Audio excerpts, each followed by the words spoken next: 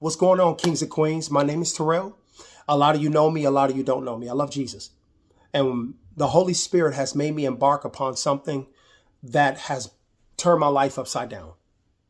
And I understand why it's called a rabbit hole, because it really is a rabbit hole. What has been covered up that I'm about to uncover is truly a rabbit hole. None short of it. What I'm about to uncover is going to hurt a lot of people. It's going to break a lot of foundations. It's going to turn the life upside down to a lot of people. It's going to bring to light a lot of darkness. But I want you to understand that people are not the problem. We're not here because flesh and blood. Our enemy is invisible. Our enemy is a spirit. Our enemy is a demon. Satan is the cause of every corruption and destruction and wickedness that has occurred to the quote unquote black person in America that I'm about to uncover to you. Some stuff has happened. And now here we are, reclassified as African American, quote unquote. And that's not the truth. So what I hope to do with this video is I hope to restore the dignity, the respect, the honor, the glory of the quote unquote so-called African American in America. And I hope that that's made clear. We're much more than what we've been conditioned to believe. And I want to let the African Americans, so-called, come from under this blanket of downcastedness, powerlessness, poverty, sickness, criminal, in prison. That's got to be done away with. And that's what I hope to do with this video. Let's get into the undeniable, quote unquote, black people in America. I always wondered sporadically throughout my life, why are we called African American? We don't look like the Africans. We don't talk like them. We don't have their customs, their traditions. My family don't look like Africans. My wife don't look like Africans. My children, my mom, dads, uncles, aunties, nieces, nephews. We don't look like Africans. We don't dress like them. We don't have their customs. We don't talk like them. We don't have no features that say Africans. And I always wondered that. What does that mean? Come to find out, African American is a reclassified label given to us African Americans, quote unquote, in America. And so I'm confused because I'm like, why do we need to be reclassified as African Americans if we were always Africans being taken from Africa, brought to America as slaves to do slave stuff? So why does it need to be a reclassified name given to us? So I'm confused. I'm like, isn't Africans our people? Isn't that our motherland? That's what I was always told growing up. That's what the history books in school told me. That's what people in on TV and propaganda and and the media, everybody has always said that the quote unquote African Americans are Africans, and we took them from their motherland, Africa, and we put them over here in America. Kunta Kinte, right? The Roots, the African movie. That's what I was told was the truth. So it caused me to embark upon this journey of reclassification. And shout out to my man, I'm Just Here to Make You Think. King, you are amazing. And I bless God for you. But listen to this video of what Muhammad Ali said that happened to him in 1958. It's going to blow your mind. Now, due to copyright issues from the Australian Broadcasting Company, who shut down this video because of this clip, I muted it, but you can read what he said. And take your time reading what he said, because the point that I'm making stems from here. It's going to blow your mind.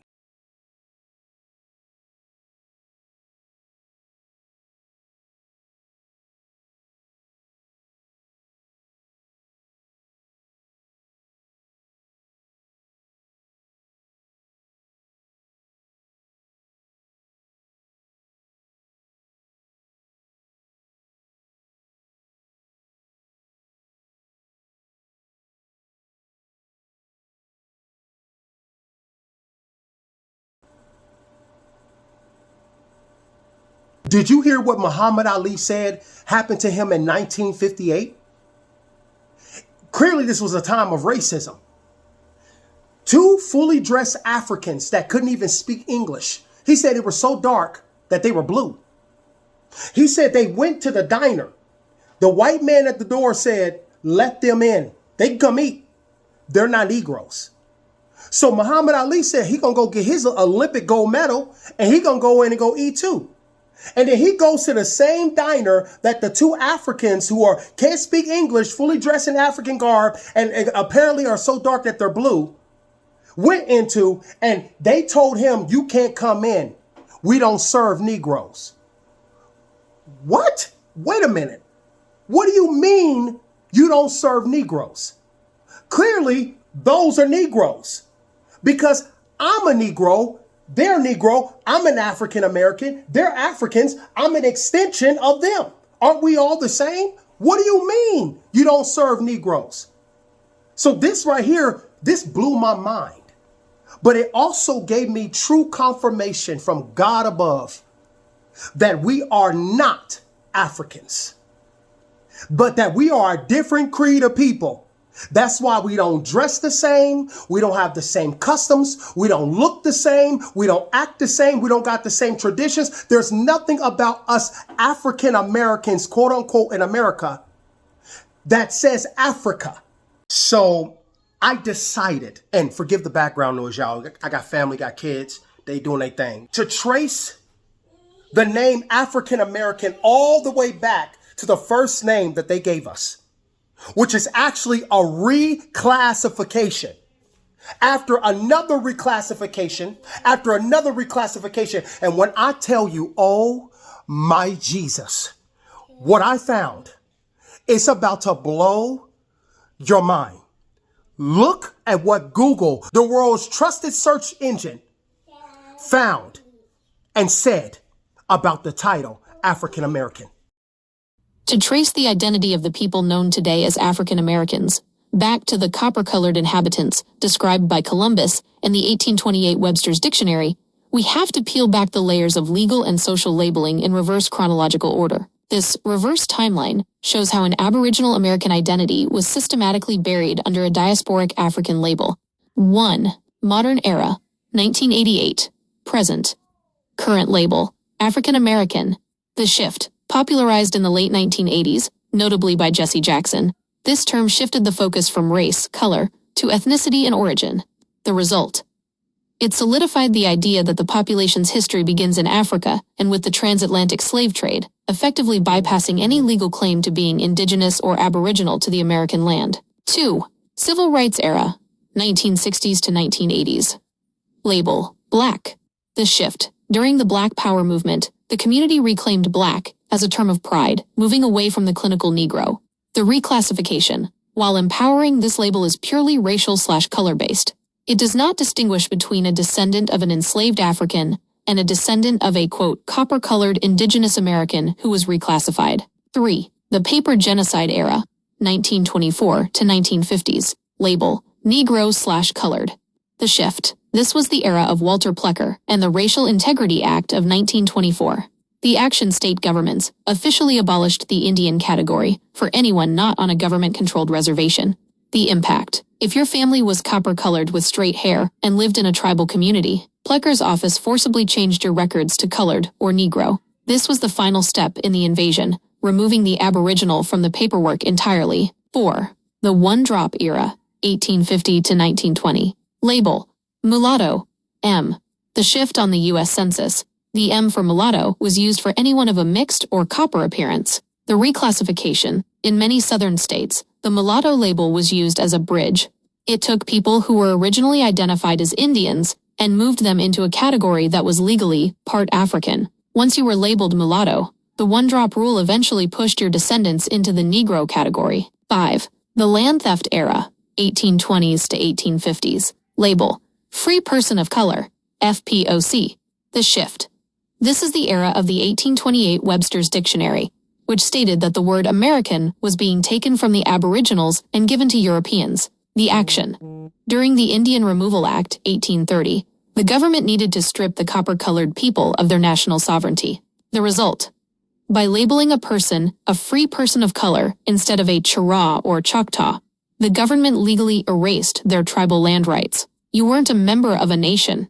You were just a colored person whose land was now public domain. 6. The colonial era, 1600s to 1800s. Label: Mustee/Tawny/Spanish Indian. Mustee, the specific colonial legal term for an indigenous American slave. Tawny, a term used in early 1700s laws to describe the copper skin of the natives. The reclassification: in the slave markets of Charleston and Virginia, Mustees, indigenous, and Negroes, Africans, were often sold together.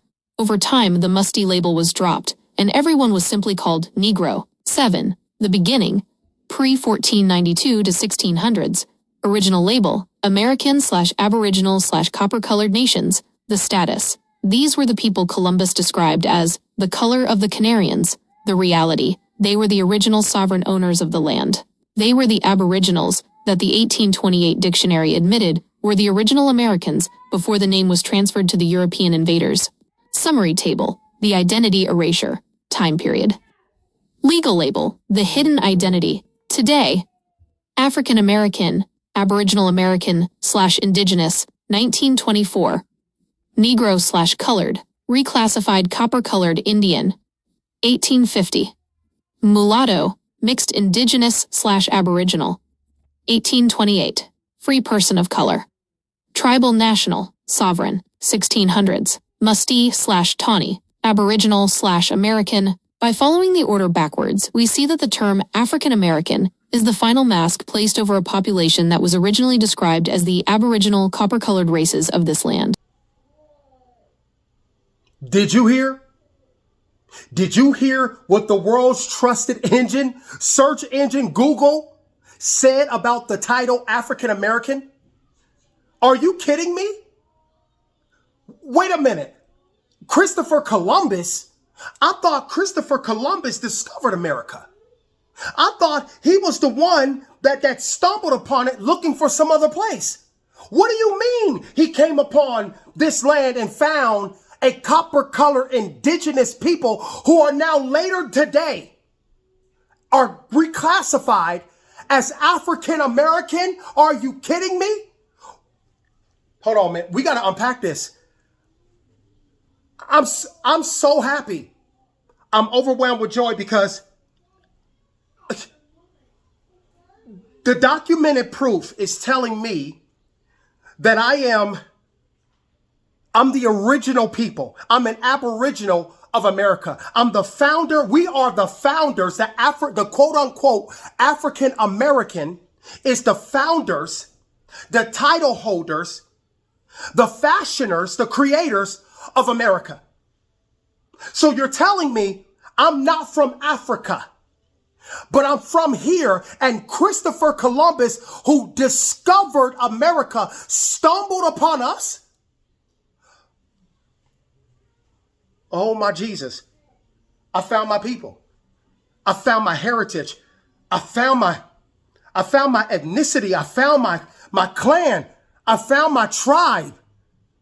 Jesus, when I tell you that the Holy Spirit embarked me on this truth, I'm amazed. I'm astonished at the goodness of God. I can't even. Let's unpack this. And Jesse Jackson, may God rest his soul. But Jesse Jackson, I looked into him.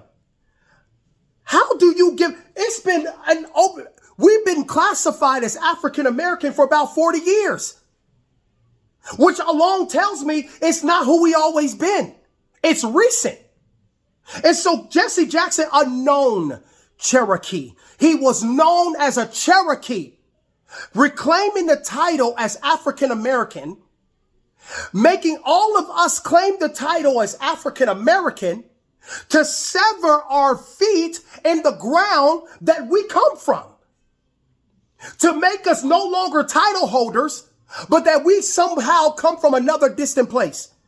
This is berserk. King, you don't speak for us. You don't speak for the entire quote unquote African American ethnicity or race. You put that on your own self, on your own people, on your own children, not us. But that's how I know it was propaganda.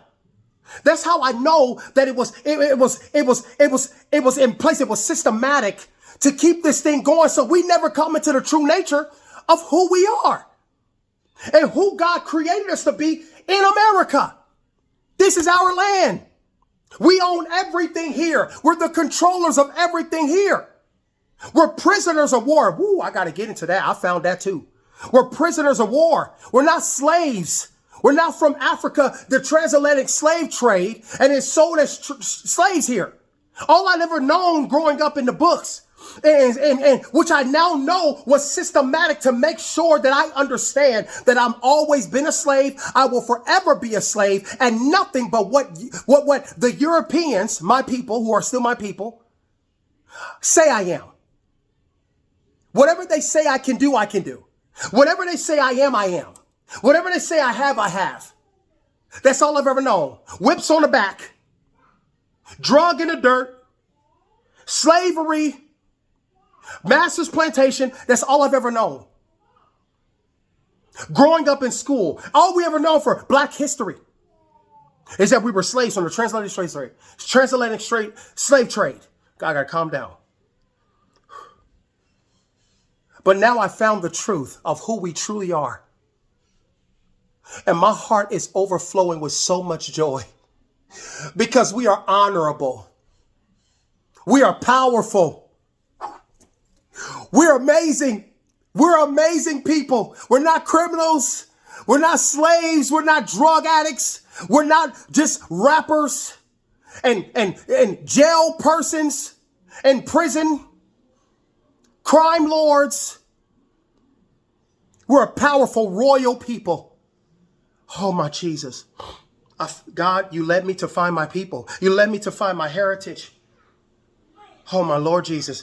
We got to unpack this. I know y'all just heard what Google said, but we got to unpack it. To trace the identity of the people known today as African American back to the copper-colored inhabitants described by Christopher Columbus. In the 1828 Webster's Dictionary, we have to peel back the layers of legal and social labeling in reverse chronological order. This reverse timeline shows how the Aboriginal American identity was systematically buried under a diasporic African label. Why would you want to bury us? What is so good about America that you stumbled upon? That you need to bury us. You need to sever us from our land. Whew. Lord Jesus. Lord Jesus. Okay. The modern era, 1988, present current day label, African American, 1988. The shift popularized, Lord help me, in the late 1980s, notably by Jesse Jackson. This term shifted the focus from race, color, to ethnicity and origin. The result, it solidified the idea that the population history begins in Africa with the transatlantic slave trade, effectively bypassing any legal claim to being indigenous or the aboriginal to the American land. And he's a known Cherokee. How is that not propaganda? How is it not seen that Satan, you drunk Satan's Kool-Aid? The devil tempted you in whatever way he tempted you to bring this lie forward. And it's an open lie, my God. You lied and you're called a reverend. You're called a reverend. God have mercy on you. You're a reverend. And you openly lied, being known as a Cherokee. Reverend Jesse Jackson died today. If y'all don't know, I just talked about this man. My grandma grew up on the same street as Jesse Jackson. And this man is a Cherokee Indian, but he claimed to be African American. So he is somebody who had just as much of an impact on whooping the indigenous Americans and duping us off our land. They say he's Chicago and all this, but he from South Carolina. You feel me? Where my folks from. Now, this is my grandma when she was younger with Jesse Jackson. You feel me? This is my grandma in later years with Jesse Jackson. This is like recently, but he's transcended now. And I just chopped it up with my grandma. I asked her to send me these pics a few days ago, and it's crazy that bruh passed, right? We been indigenous on the land, you feel me? And these terms and these coined terms that they gave to us, we've been reclassified so many times. Black people reclassifications in the US since 1790. Now, look at this. Free person of color, colored person, person of color, Indian, free people, Negro, Negro, colored, black, Afro-American, African-American, mulatto, grief, musti, mustifino, sambo, mestizo, criollo, quadroon, octoroon, octaron, sacan, high yellow, pardo, Marino, mulatto, Zambo, Castas, colored Indian, Negro Indian, black Indian, red bone. You feel me? Just keep going on and on and on and on. Not an African American, because that started with Jesse in 87 when he was running for office for 88. And a lot of people didn't agree with it then. People said that's not gonna fly. I haven't found an African American yet on the birth certificates in our family. And they tricked the politicians and the black leaders to make it look like we don't exist. And that's what Dr. King had found out. Dr. King say, the Negro people find themselves in exile in their own land. The Negro is still languished in the corners of American society and finds himself in exile in his own land. And so we've come here today to dramatize a shameful condition.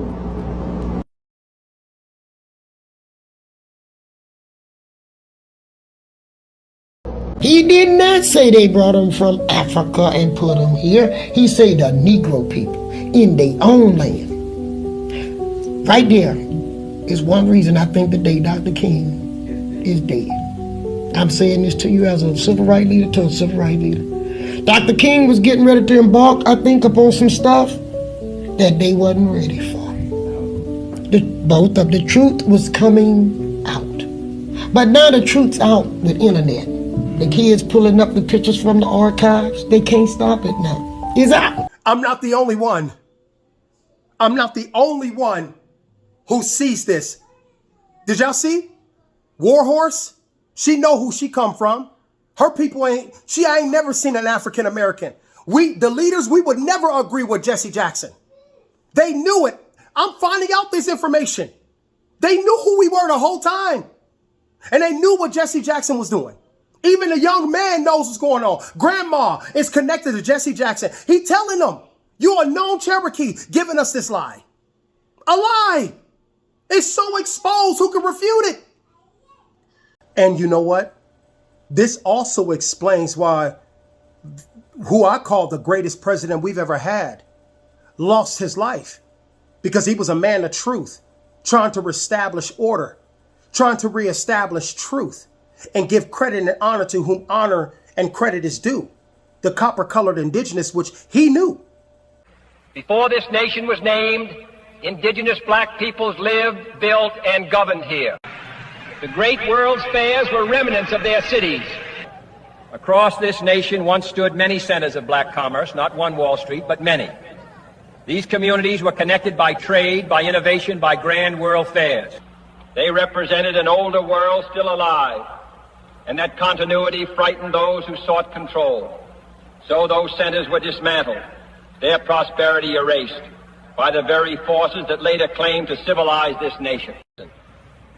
The word American describes the people of the copper-colored race. Its original heirs, the original nobility of this country, are the so-called black Americans. They are heirs to histories older than myth. Mr. President, can you tell us about this collection? These portraits represent figures of considerable importance, remarkable artistry. The craftsmanship alone suggests extraordinary resources and skill. These works represent indigenous American figures of extraordinary historical significance, preserved under federal authority, a thriving melanated civilization of considerable refinement. They are maintained here for preservation and study. The public is told that every melanated face began in the bottom of a boat from Africa. But these works depict the indigenous Asiatics of America. They didn't come from Africa. They were here, established and sovereign, before the continents even split. This figure in Egypt, New York, symbolizes an ancient exchange of Moorish knowledge and gold, a relationship that predates our modern institutions. The iconography suggests guidance, instruction, stewardship.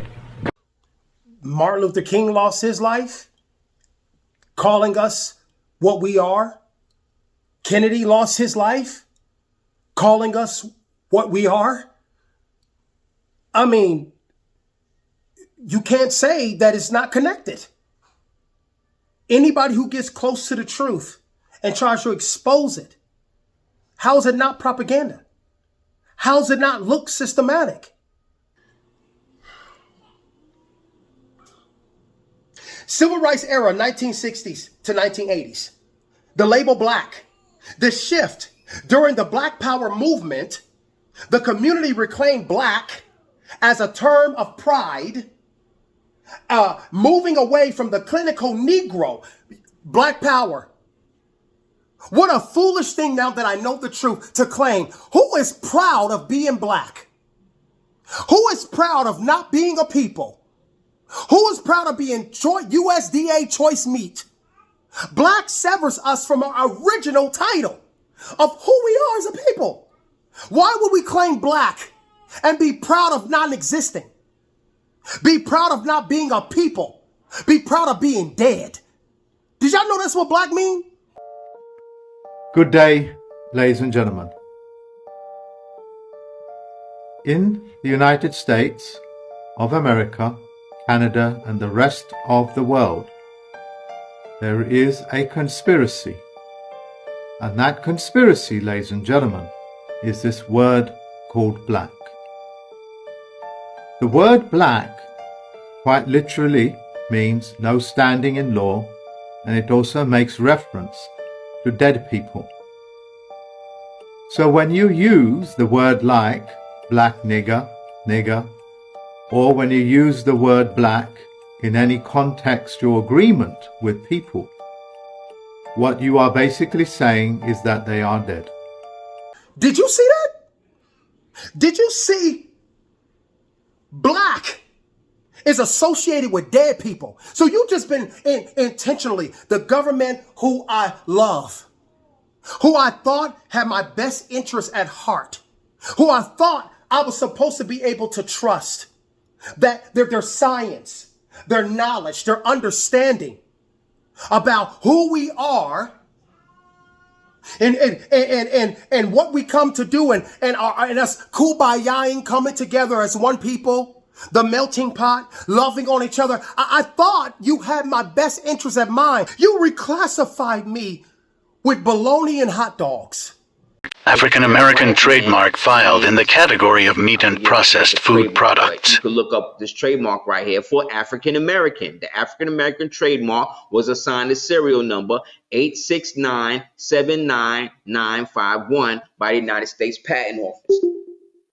I think the dude's name is Charles M. Young. Look, the African American mark is filed in the category of meats and processed food products.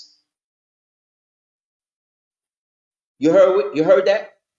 The African American trademark is filed in the same category as meats and processed food products.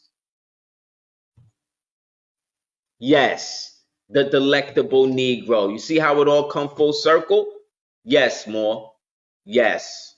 We're the original Aboriginal people of America, who Christopher, the discoverer of America, found when he got here.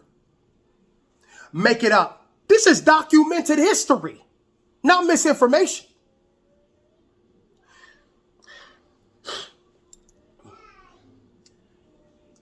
And you know what?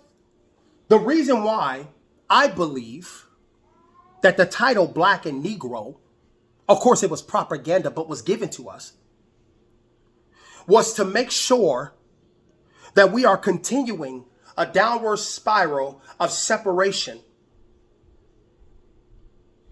of who we are. And so if you sever us from the first classification you gave us, it furthers away from the original who we were when Christopher Columbus described us and said and gave us a name. gave us the name in his culture and his land, what we were called here. And so those titles further us to where we are non-existent. And you tried to bury it, but God said there's nothing hidden in the dark that he won't make come to the light. That realization is the cornerstone of Aboriginal law and the study of status and standing. By accepting a racial classification, Black/African American, over a national or territorial one, Aboriginal/Indio, a people moves from being the holders of the land to being subjects of the state. In legal terms, this is often called an identity swap, where a sovereign birthright is exchanged for privileges granted by a corporate government.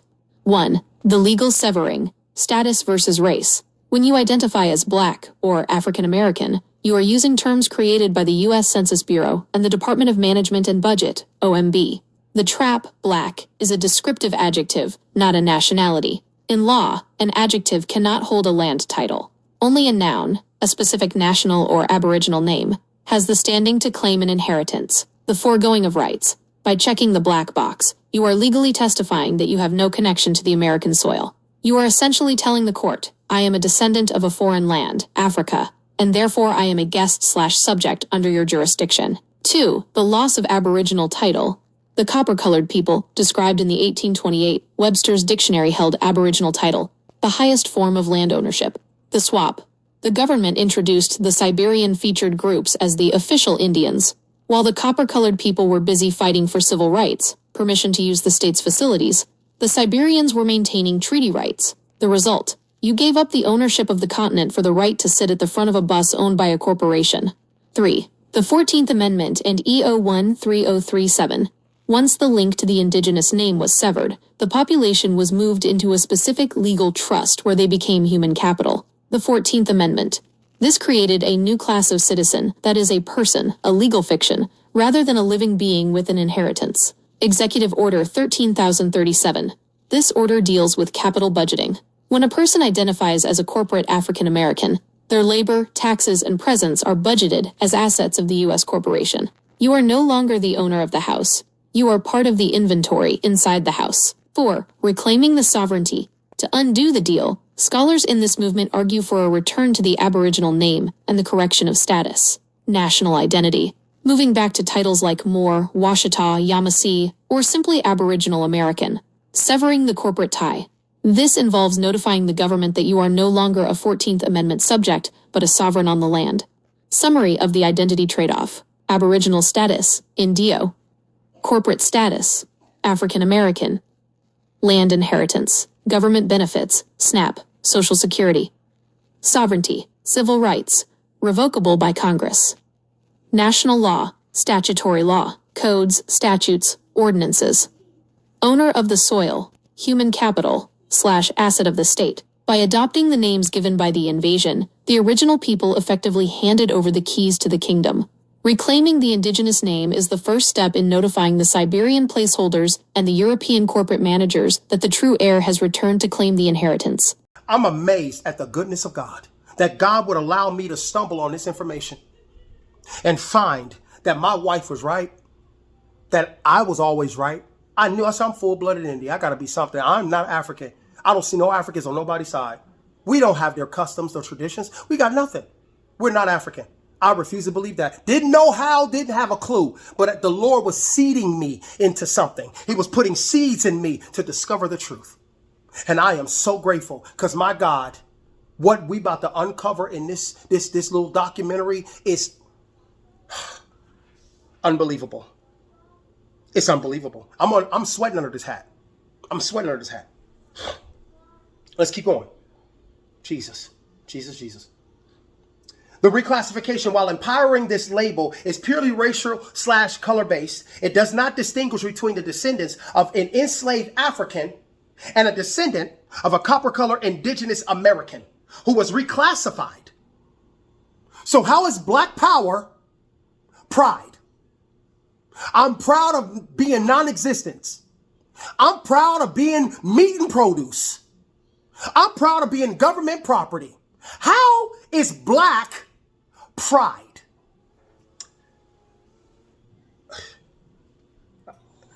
I got to go get a towel. I'm sweating. Let me go get a towel. 'Cause it's getting deep. I'm pouring out sweat. It's getting deep. The Lord Jesus is doing something that I have never seen him do. Not in me. This is amazing. Got to take off the hat because it just got real. Thank you, Holy Spirit.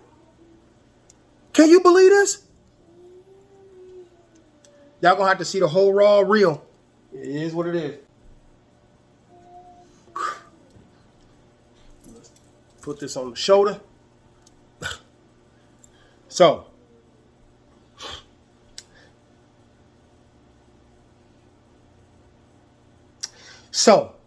the paper genocide. Oh my Lord Jesus Christ. 1924 to 1950s. Label Negro /color. The shift. This was the era that Walter Plecker and the Racial Integrity Act of 1924, the action, the state government actually or officially abolished the Indian category for anyone not on a government-controlled reservation. So a government-controlled reservation. So you reclassify us, you destroy the Indian title, and then you say anybody who's not on a government reservation is not the true Indian. That right there marks the official paper divide between the original American Indian and the federally labeled Native American. This right here proves it. The first U.S. Census in 1790, in accordance with the U.S. Constitution, explicitly excluded most American Indians from being counted as part of the population. The term Native American came later with them. That's the term used for the federally enrolled tribes. Two different groups of people. American Indian referred to the dark, melanated indigenous people of this land, which is our ancestors. So let me break it down for you more clearly for the people in the back. Between the 1700s and the 1800s, the American Indian identity wasn't even being recorded or acknowledged in the U.S. Census. Our ancestors were being labeled as Negro, Black, Mulatto, or free persons of color. In 1867, the U.S. buys Alaska from Russia. Along with the Alaska Purchase, the U.S. controls the people there. In 1887, the U.S. rolls out the Dole Rolls, the system that officially determines who's Indian or not. In 1890, the only census record to record the American Indian identity in detail comes along. In the early 1900s, the U.S. officially introduces their version of who they now call Indian, which were the federally recognized tribes, or what we now know as the Native Americans. But these weren't the original American Indians. These were the later arrival Pale Asiatic groups. Keep following. So, if American Indian and Native American were truly the same, explain why in government records it says that the American Indian were never counted, and then out of nowhere, the feds create a new term called Native Americans. In old records, they used American Indian, right? That was the term they used for the copper-colored original inhabitants here, which is our melanated indigenous ancestors who were reclassified to Black, Negro, Mulatto, or colored. Then later, I need y'all to pay attention to the wordplay here. Watch. They reworded it to Native American, acting like they was talking about the same group of people, when really they'd already reclassified us. Change the label, change the people. That's how you rewrite history. Created centuries of confusion, allowing people to believe that the same group of people was being discussed when mentioning American Indian and Native American, when in reality, they was talking about two different groups of people. And let's not forget, Siberian, Russian, and Asian-born people was being labeled as Native American in the census records despite being born in these other countries.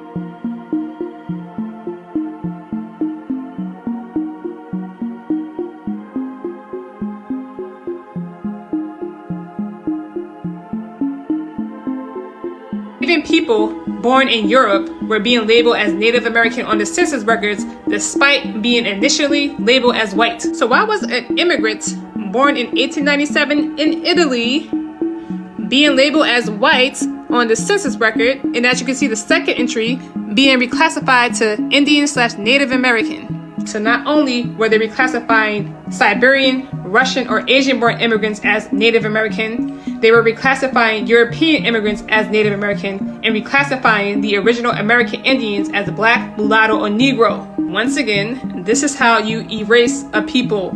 This is how you replace a people. But there was more, much more to this story. Because the Aboriginal Americans were the same people. They were already there in America, and they were black people. They were not the pale-skinned Indians that you're kind of used to. These were the same people that were over in Africa and also in Europe. I'll get to that in a minute. But what happened was we had black people as the Aboriginal Americans, but there were also some Chinese Mongols who went across the Bering Strait and were inhabiting the northwest of America. And it was those people who actually were given all the reservations. All these people were reclassified as black people, as Negroes, as slaves. The Aboriginal Americans were reclassified as black, Negro, and slaves. And the Native Americans were the Chinese Mongols, who mixed also with white people who came over, because there was a thing called the Dawes Rolls, which meant they were classifying who was who, and anybody could come along, any white European could come along and pay $5 to be included as an Indian. The swap of the original copper-colored Aboriginal for the modern-day Native American was not an accident. It was a sophisticated legal and social engineering project. It required laying a foundation of pseudoscience, financial bribery, and bureaucratic erasure. Here is the breakdown of the positions and actions taken to facilitate this swap.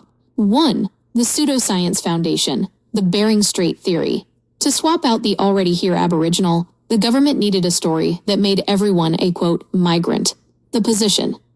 In the late 1800s and early 1900s, anthropologists popularized the theory that all Indians came from Asia via a land bridge.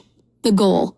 This effectively stripped the copper-colored people of their autochthonous status, meaning sprung from the earth. If everyone is a migrant, the U.S. government, also migrants, has as much right to the land as the Indians. The swap. By focusing on East Asian features as the only true Indian look, they were able to exclude the darker-skinned, copper-colored Aboriginals who didn't fit that specific mold. 2. The financial position, the Dawes Act of 1887. This was the most critical position taken. The government moved from dealing with nations to dealing with individuals. The allotment system. The government broke up tribal lands into small plots. To get a plot, you had to be on the Dawes rolls. The $5 Indian entry. Many white settlers, wanting free land, paid $5 to government agents to be listed as Indian. These people were often referred to as $5 Indians. The exclusion. At the same time, if a copper-colored Aboriginal person appeared too dark, the agents would list them on the freedmen rolls for former slaves instead of the blood rolls, even if they were full-blooded members of the tribe. 3. The bureaucratic position, blood quantum. The U.S. introduced blood quantum as a way to breed out the Indian. The calculation. By measuring how much Indian blood a person had, the government created a system where the population would eventually disappear on paper. The swap. This allowed people with very little indigenous ancestry, the descendants of the $5 Indians, to maintain legal status because they had the correct paper trail, while the copper-colored people were pushed into the black category via the one-drop rule, which claimed any African blood made you 100% black. 4. The paper genocide positions, state level.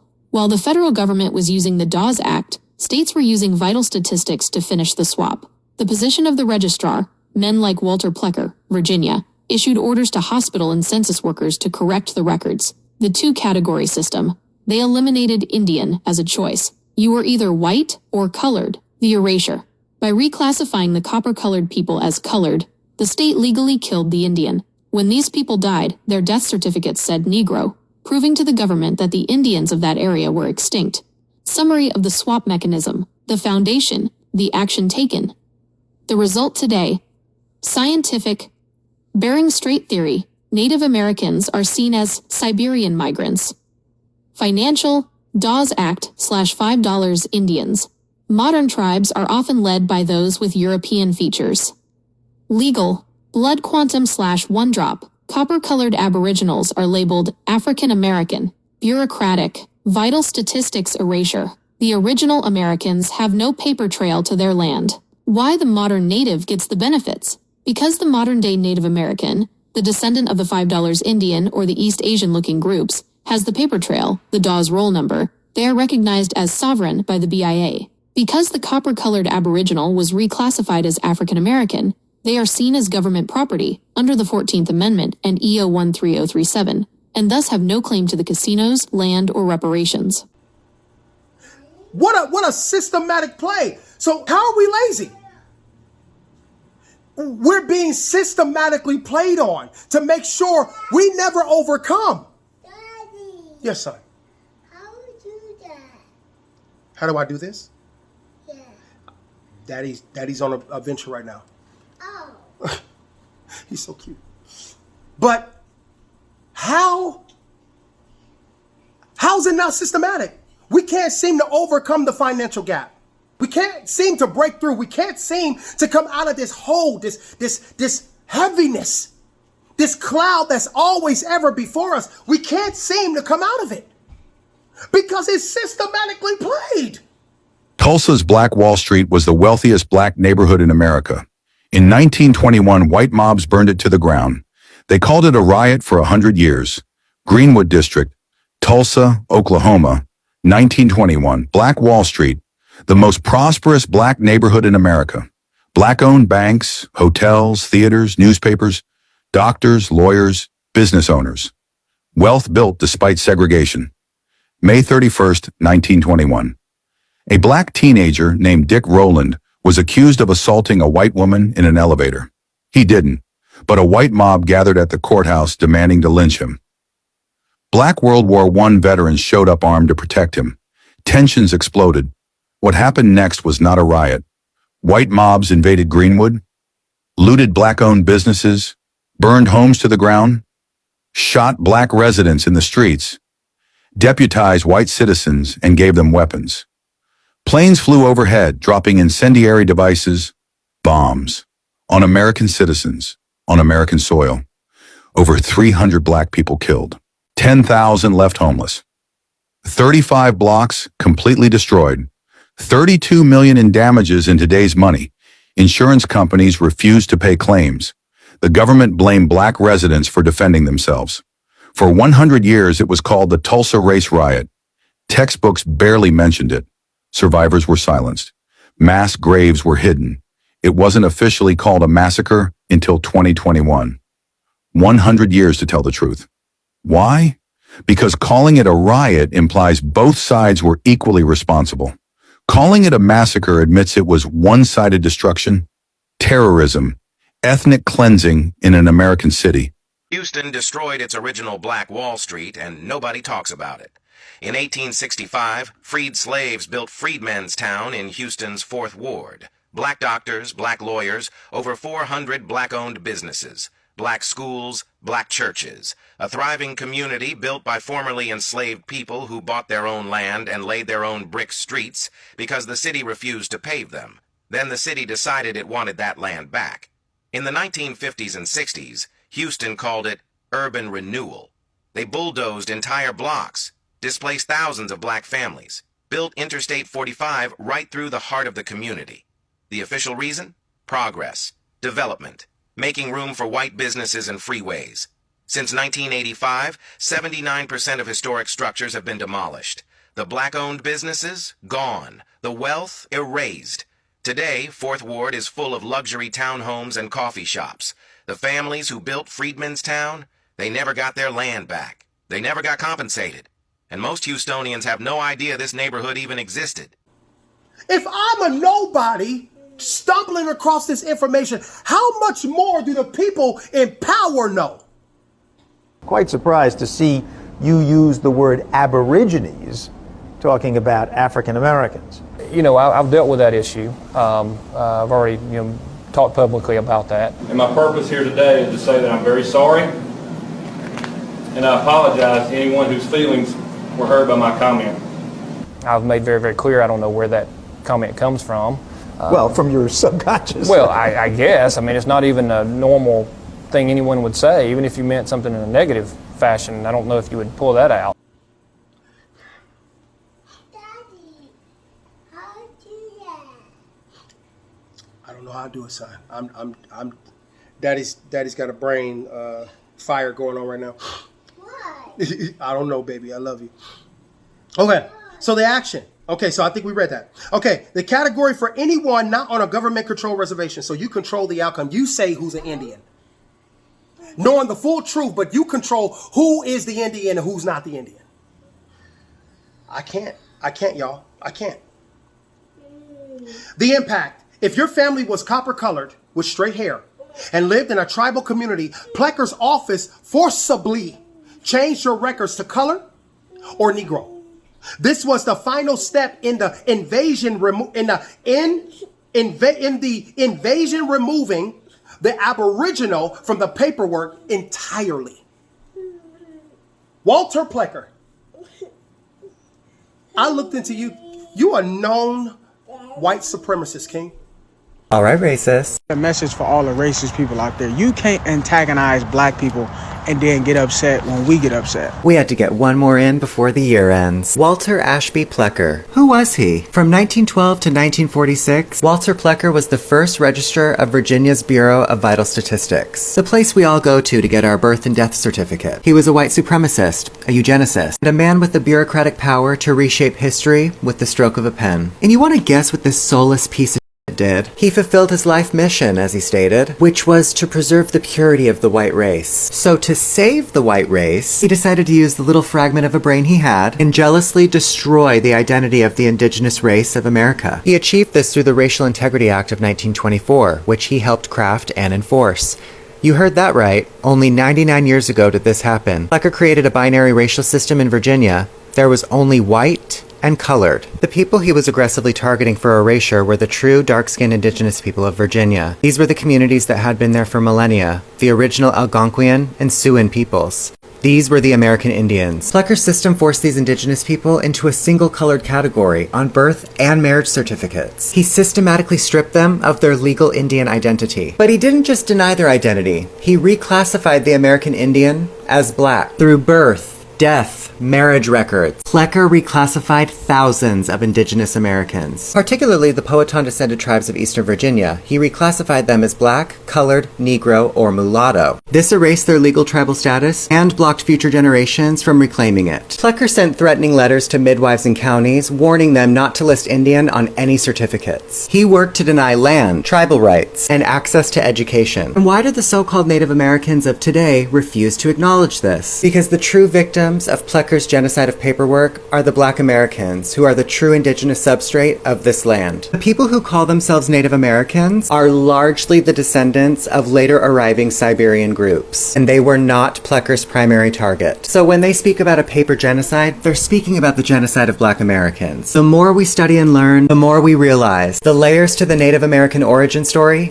has holes. And we're all aware that you guys know the truth. When I asked you for the truth, I knew you wouldn't tell it. However, that doesn't mean that people aren't going to do the work and find the truth for themselves. Because this is all public information. You allow Satan to fill your heart with so much hate that it blinded you to see people as colors and not see them as the image of God. When I tell you that our enemy is not people, but Satan, that snake has been using his tricks from the very beginning when he caused Adam and Eve to fall. When he caused Adam and Eve to go through what they went through for us to end up here, he's doing it now with this whole thing that we're uncovering. It's Satan that is the cause of this situation. This is not physical or carnal. This is clearly spiritual.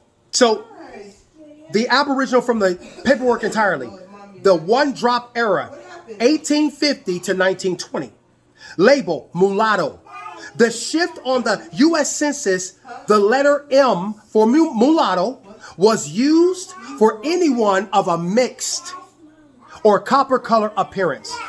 The reclassification in the southern states, the mulatto label was used as a bridge. It took people who were originally identified as Indians and moved them into a category that was legally part African.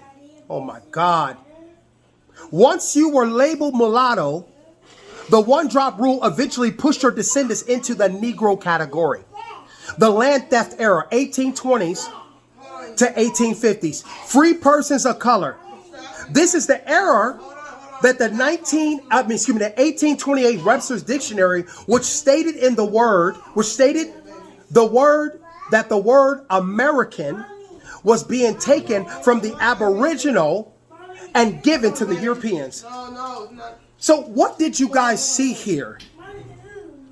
What did you see here that you wanted so bad that you would allow Satan to influence you to do all the atrocities and the evils that the Lord has shown me through these documented histories, documentations that you did to the Aboriginal, quote unquote, African American in this day?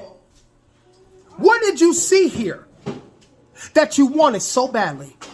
The idea of Europe bringing civilization to the Americas simply flips truth on its head. This is what European explorers actually found in North America.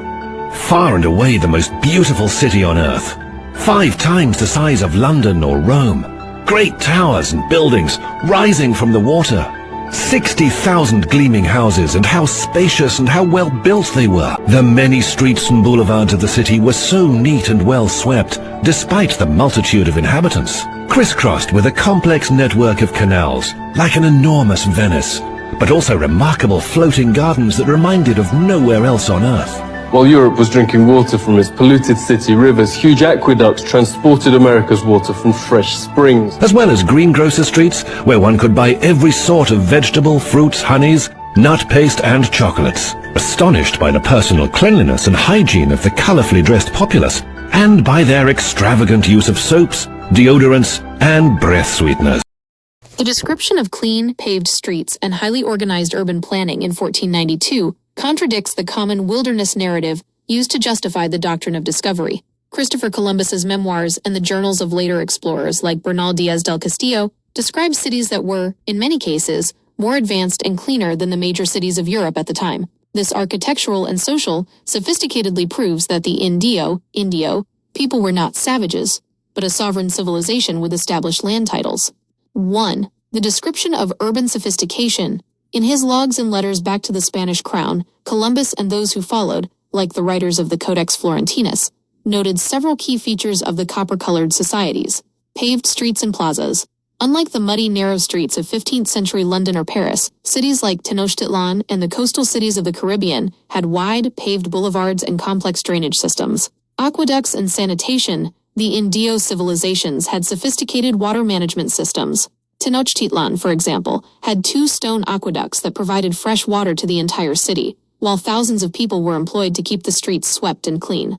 Well-built stone structures. The use of limestone, stucco, and intricate masonry impressed the explorers, who described the buildings as shining like silver. 2. The legal necessity of the savage label. To execute the invasion, the government had to ignore this documented urban success.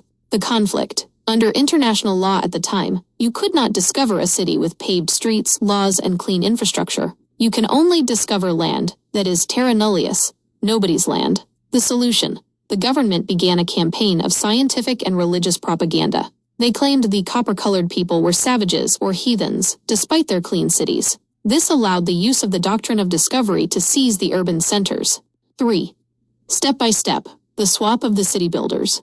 Once the cities were seized, the government had to ensure the original builders, the copper-colored aboriginals, lost their claim to the infrastructure. 1. Military seizure, using Siberian scouts and advanced weaponry to take the clean, well-built cities. 2. The Siberian shift, redefining the Indian as a nomadic teepee-dwelling person, the Siberian phenotype, rather than a city builder. This made the original copper-colored urbanites look like they didn't belong to the native category. 3. The paper genocide, reclassifying the people who lived in these areas as Negro or colored on the census, the Walter Plecker method. 4. Capital asset conversion. Under Executive Order 13,037, these individuals, descendants of the original city builders, were rebranded as African Americans, so their labor and legacy could be managed as human capital for the U.S. corporation. 4. Summary. The identity and infrastructure swap. Original observation, 1492. The swap-out narrative. Legal status consequence. Clean streets/paved cities. Wilderness/savage land. Justifies discovery doctrine. Well-built stone architecture. Teepees/nomadic huts. Severs link to urban ownership. Indio, people and God. African American, property. Converts sovereign to asset. The well-built cities prove that the people were sovereign aboriginals with established property rights. By swapping out this history for the nomadic Siberian and enslaved African narratives, the government successfully stole the infrastructure and the capital of the continent. Did you guys hear? Did you hear what Google said that they found here? So you didn't find savages. You didn't find an uncivilized peoples. First of all, you said there was nobody here when Christopher Columbus found it. But now, since we know the truth, now it's uncivilized people and savages you didn't find here. But in fact, we had well-built architecture, beautiful cities, vineyards, clean streets, chocolates, colors of embroidery, beautiful. And you guys lusted and coveted after it so much that it caused you to want to allow Satan to make you do these atrocities to snatch this from us. And notice that he said, not like the streets of Europe, where they were muddy and half-built, half unpaved streets. But here in the Americas, us quote-unquote African Americans built beautiful civilized structures. Everybody employed thousands in the street to keep the streets clean and swept. Chocolates and nuts and clothing and fruit and everything that you, such a civilization of uniqueness and beauty. And I even think that I saw a quote from Abraham Lincoln that said, once you visit the Indians, you never want to go back. While the sentiment has been expressed by many, the most famous historical figure to document this problem in detail was Benjamin Franklin. In 1753, Franklin wrote a letter to Peter Collinson expressing a civilization crisis that the American government found deeply troubling. He observed that when European children were captured by the copper-colored aboriginals, whom he called Indians, and lived among them for even a short time, they could almost never be persuaded to return to European society. 1. The problem of the aboriginal lifestyle. Franklin noted that the Indio way of life was so naturally superior in terms of freedom and psychological health that civilized life felt like a prison. He wrote, "When an Indian child has been brought up among us, taught our language and habituated to our customs, yet if he goes to see his relations, there is no persuading him ever to return. When white persons of either sex have been taken prisoners young by the Indians, in a short time they become disgusted with our manner of life and take the first good opportunity of escaping again into the woods." 2. Why this was a threat to the invasion. This observation was dangerous to the colonial government and the later U.S. corporation for several reasons. The loss of human capital. If Europeans preferred the Aboriginal lifestyle, the workforce for the industrial state would vanish. Validation of Aboriginal title. If the Aboriginals were savages, people should have been desperate to leave them.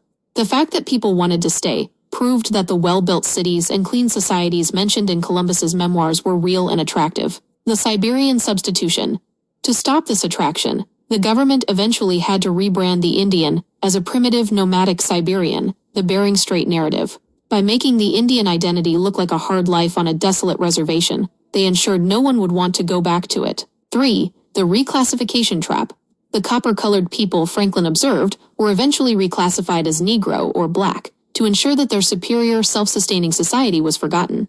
The swap. By giving you the title African American, the state effectively locked you into a civil rights struggle within their corporate system. The severing. You were taught to look at the Indian as someone else, the Siberian, while you were told your home was in Africa, Kunta Kinte. This prevented you from returning to the very sovereignty and land inheritance that Franklin admitted was better than European civilization. 4. Summary. The choice of jurisdiction. The Aboriginal way, Indio. The corporate way, African American. Natural law and sovereignty. Statutory law and codes. Never want to return. Forced to integrate. Owner of the soil. Human capital. EO13037. Franklin's admission proves that the original copper-colored people had a society that was so grounded in divine/natural law that it made the European corporate structure look like an inferior trap. Reclaiming your indigenous name and Sephardic/Aboriginal status is the legal way of finally saying, "I am going back."